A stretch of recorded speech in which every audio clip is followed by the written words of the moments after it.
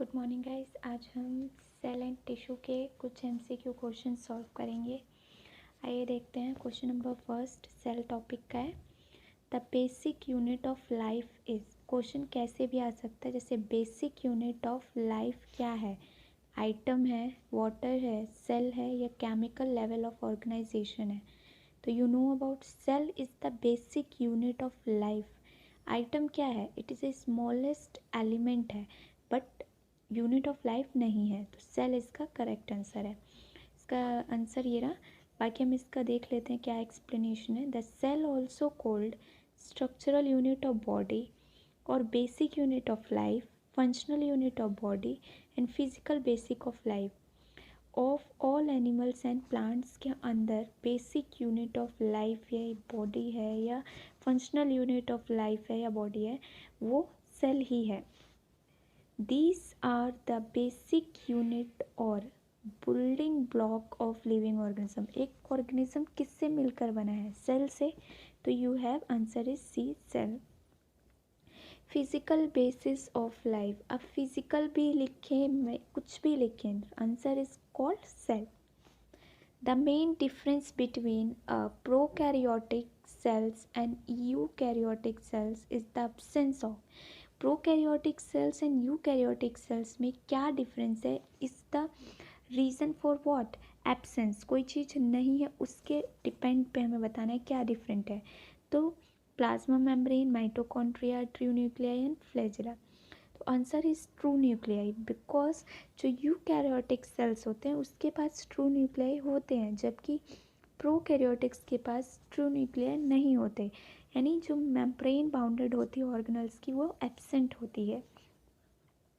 तो eukaryotic nucleus is surrounded by a membrane, तो true nuclei present, जबकि true nuclei absent in the prokaryotic, क्योंकि cell lack of membrane bounded होता है। Question number 5 की बात करें। Which of the following is not stimulated by eukaryotic cells. तो कौन से कंपोनेंट्स इसमें हैं जो यूकैरियोटिक सेल्स में नहीं होते हैं? तो नाइट्रोजन इसका करेक्ट आंसर है। Next is which organelles called power house of life. कौन से ऑर्गेनल्स? हमारे सेल्स के अंदर बहुत सारे ऑर्गन्स होते हैं, तो कौन से ऑर्गेनल्स हैं जिसे हम power of house of cell बोलते हैं? तो it's correct answer is mitochondria. Because explanation देख लेते हैं। Mitochondria is a cell organelles of rod और ओवल शेप। माइटोकॉन्ड्रिया कैसा है? इस जो सेल ऑर्गेनल है एक रॉड और ओवल शेप का है। They contain the enzymes for the aerobic stage of cell respiration. The contain of enzyme, इसके पास एंजाइम है for the aerobic stage of respiration करते हैं। This are site are most ATP synthesise और oxidative metabolism mitochondria के अंदर ही होता है। प्रोटीन सिंथेसाइज नहीं होता, कंफ्यूज नहीं होना है। So it is also called power house of cell. Question number 7, which cellular component are responsible for oxidative of metabolism. तो आंसर इज व्हाट? माइटोकॉन्ड्रिया, हमने ऊपर ही पढ़ा। Aerobic respiration is perform by mitochondria. कौन perform कर रहा है aerobic stage of respiration? Mitochondria. Dash is a protein involve in forming the cytoskeleton. Cytoskeleton एक इनर साइड ऑफ सेल की मेम्ब्रेन होती है, फ्रेमवर्क होता है। तो उसमें कौन सा प्रोटीन होता है? Actin protein. इसके अंदर फिलामेंट्स होते हैं, माइक्रो फिलामेंट्स, माइक्रोट्यूब्यूल फिलामेंट्स और इंटरमीडिएट फिलामेंट्स। तो ये जो सेल्स की शेप को मेंटेन करके रखते हैं या चेंज ऑफ 3 डायमेंशनल जो चेंज करते हैं वो है। तो इसका आंसर क्या है? Protein actin, ACTIN। 10 क्वेश्चन है जो steroid synthesise occur within which of the following structure. Steroid कहाँ सिंथेसाइज होता है बताओ? माइटोकॉन्ड्रिया में। Option is B,